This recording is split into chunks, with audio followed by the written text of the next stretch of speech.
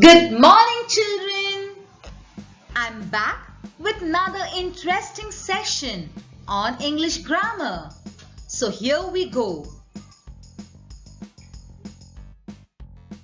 In today's class, we shall be looking at subject and predicate. So let's dive into the topic right now.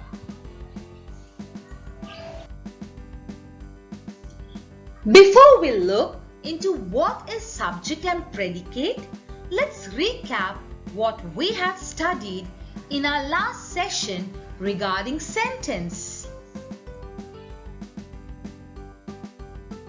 We had understood that sentence is a group of words that makes complete sense, and the sentence becomes meaningful because of the verbs. It is the verbs that add meaning to the group of words. Now children, a sentence has got different parts, and that's what we are going to study in today's session. A sentence can be divided into two parts, subject and predicate. It's only when the subject and predicate come together that we get a sentence that is complete in itself. Now let's understand what is meant by a subject. The subject is the naming part of a sentence. It is that part that tells us who or what the sentence is all about. It is the part that names a person, place, animal, bird or thing. So we can say that subjects are basically nouns or pronouns. It is that part of a sentence where the noun or pronoun is performing an action.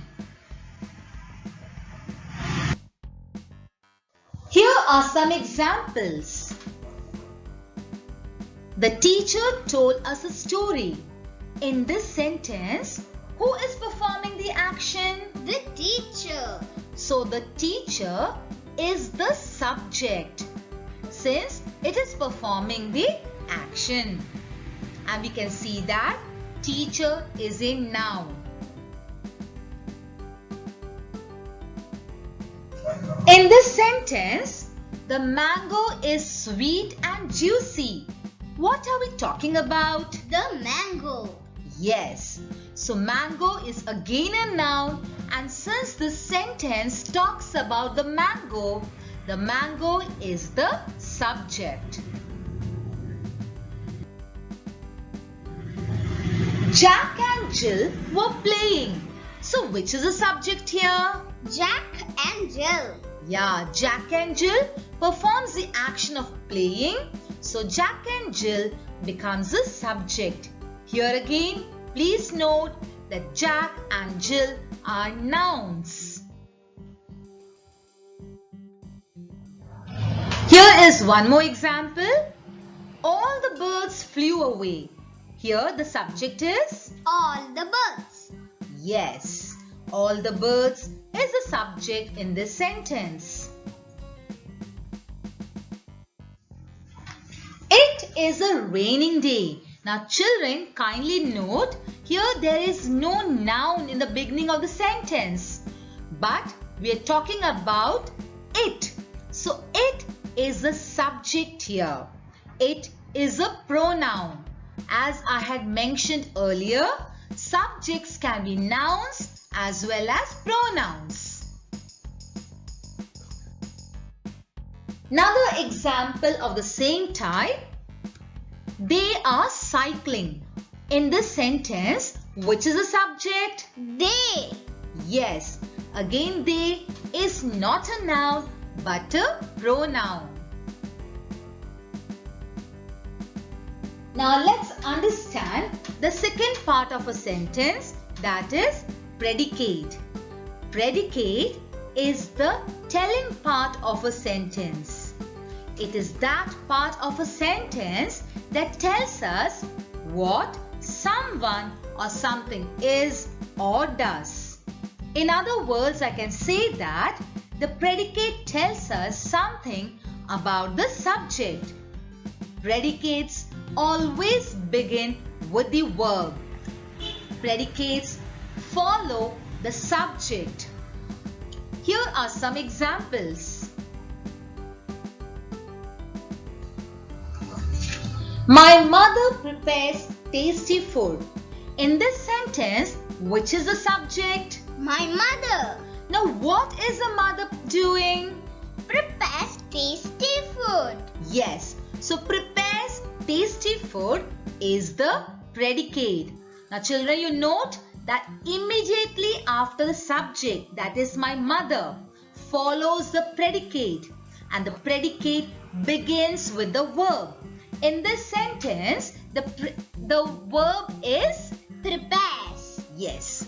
Let's look at some other examples. John plays football. Here in this sentence, which is the subject? John And what is John doing? plays football. So plays football is the predicate.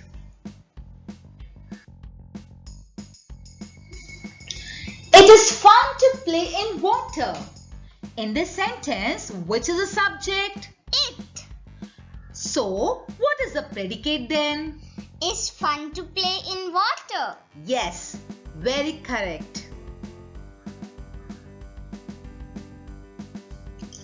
Now let's practice what we have studied so far.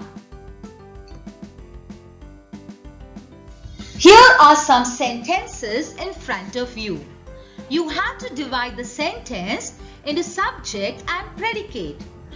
So let's begin. The first sentence, the little girls sang sweetly. The subject is The little girls and the predicate is. sang sweetly. Second sentence, Anil and Sunil are friends. The subject, Anil and Sunil predicate. are friends.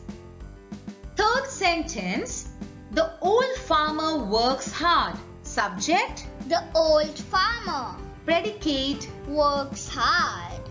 And the last sentence, he is going to school. The subject is He predicate. is going to school. Well done, dear child. Children, please remember that if the subject or the predicate comes alone, then the sentence won't be complete. For example, if I give the subject the flowers, does it make sense? No, Because the predicate could be anything. The flowers are colorful or the flowers are red in color. So merely the subject coming alone doesn't make a sentence. In that same manner, if I just provide the predicate, then too the sentence would not make any sense. For example, if I give the predicate is cold and tasty, am I referring to juice or am I referring to ice cream? It's not clear. So the predicate will become meaningful only when it is accompanied by the subject.